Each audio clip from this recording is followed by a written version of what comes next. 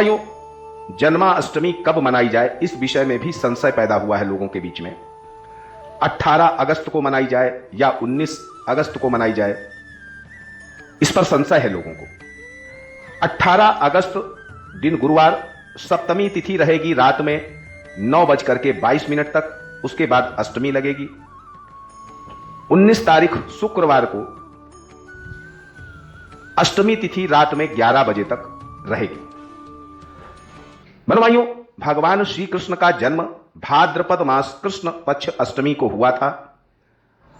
अष्टमी का दिन था, अष्टमी की तिथि थी, बुधवार का दिन था। रोहिणी नक्षत्र में रात्रि में 12 बजे वृषभ राशि का चंद्रमा था जिसमें भगवान श्री कृष्ण का जन्म हुआ था। अब शास्त्रों में इस चीज को कहा गया कि अष्टमी तिथि के कई भेद हैं।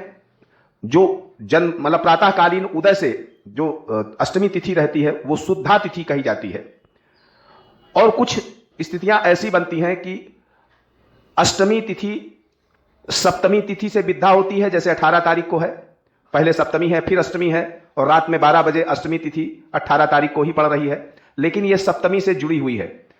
तो शास्त्र कहते हैं कि सप्तमी तिथि से जो जुड़ी हुई अष्टमी हो उसका त्याग कर देना चाहिए। यद्यपि रात में 12 बजे 18 तारीख को ही अष्टमी है, 19 तारीख को नहीं है, लेकिन चूंकि यह सप्तमी से जुड़ी हुई है इसलिए हमारे शास्त्र कहते हैं इस तिथि का त्याग करना चाहिए, जो अष्टमी सप्तमी से जुड़ी हुई हो।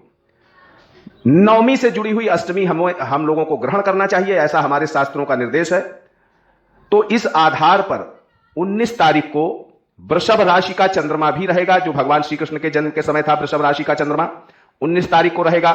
यद्यपि रोहिणी नक्षत्र नहीं मिलेगा, क्योंकि रोहिणी नक्षत्र 20 तारीख को है, 19 तारीख को नहीं है, और रात में 12 बजे भी अष्टमी तिथि नहीं मिलेगी। लेकिन शास्त्र कहते हैं कि उदयाकालीन तिथि अष्टमी हो और वो नवमी विद्या हो, यानी नवमी से जुड़ी हो, यानी रात में अगर 12 बजे नवमी तिथि भी हो जाती है तो भी हमें यही तिथि ग्रहण करनी चाहिए। सप्तमी तिथि से विद्या तिथि जैसे 18 तारीख को है वो नहीं ग्रहण करनी चाहिए।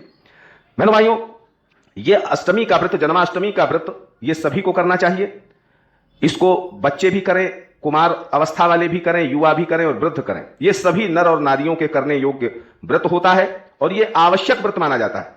इस व्रत के करने से पापों की निवृत्ति होती है, सुखों की वृद्धि होती है, और जो इस व्रत को नहीं करते हैं उनको पाप मिलता है, ऐसा हमारे शास्त्र कहते हैं।